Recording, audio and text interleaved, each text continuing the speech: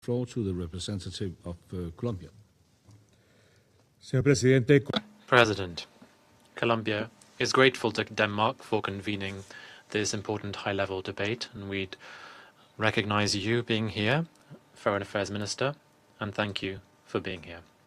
We'd also like to thank the various representatives of the UN, including the acting executive director of the WFP and the co-CEO of Action Against Hunger. We thank you very much for your edifying briefings. President, we're facing a challenging situation. The report from the SG paints a sobering picture. Although there are some signs of improvement, the reality remains very concerning. We are seeing levels of food insecurity that continue to be elevated and that are far from guaranteeing the right to access to food. Conflicts are the main cause of food insecurity today.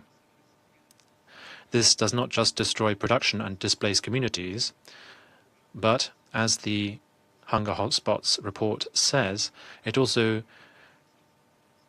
imbalances supply chains and it makes it more difficult for people to access food supplies. It also restricts human mobility and makes it harder for humanitarian aid to get in to the neediest.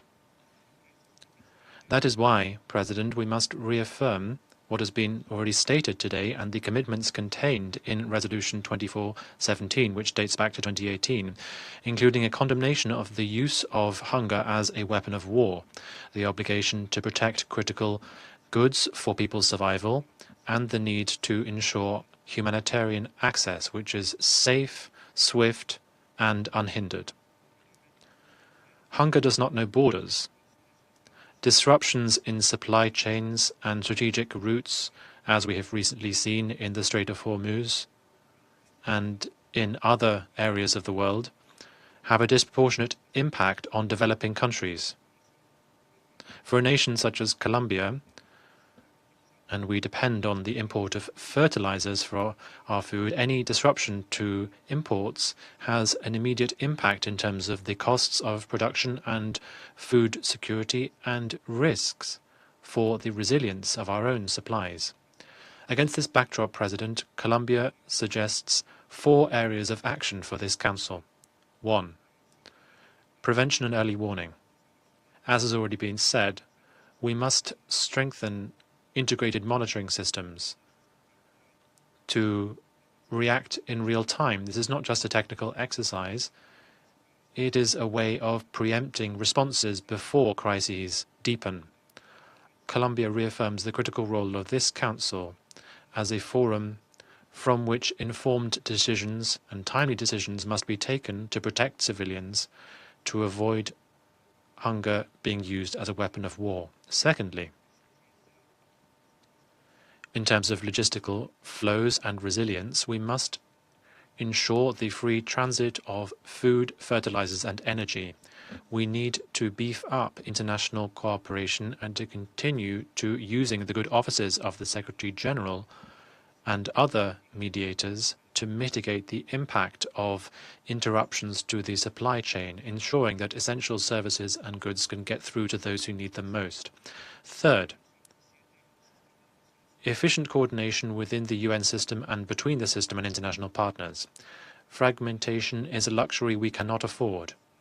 We urge the FAO, the WFP, and other relevant bodies within the United Nations system to consolidate their efforts and to work together with regional organizations, international financial institutions, and other strategic partners.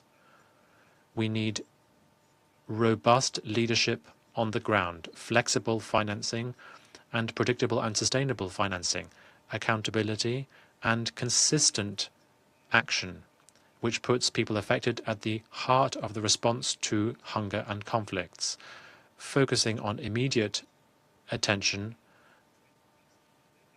strengthening resilience, and bringing about sustainable solutions in the longer term. 4. Guaranteeing safe, sustained, swift, unhindered humanitarian aid. Focusing on civilians who are particularly affected by conflict, in particular those affected by hunger, this means that humanitarian aid must get through as quickly as possible. All stakeholders must fully respect and fulfill their obligations under international humanitarian law, protecting civilians, ensuring the unhindered passage of humanitarian aid, and respecting and protecting humanitarian workers, ensuring that they can do their work safely and effectively. Lastly, last but not least, President, we condemn the actions of terrorist groups, non-state armed groups, and transnational organized crime networks which destroy food systems, control trade routes, deviate assistance, or use hunger and access to services as means of coercion. Colombia strongly believes that addressing these threats requires focused international cooperation to protect communities and to ensure effective accountability. Thank you.